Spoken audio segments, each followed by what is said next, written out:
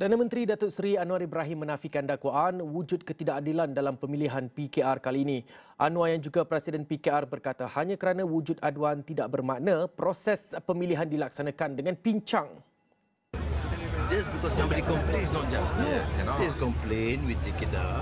Now there's international auditors checking in case there's any validity. Anwar berkata demikian ketika ditemui media selepas merasmikan Majlis Pecah Tanah projek pembangunan rumah belia madani dan rumah mampu milik di Mukim Batu di Ibu Negara pada Selasa.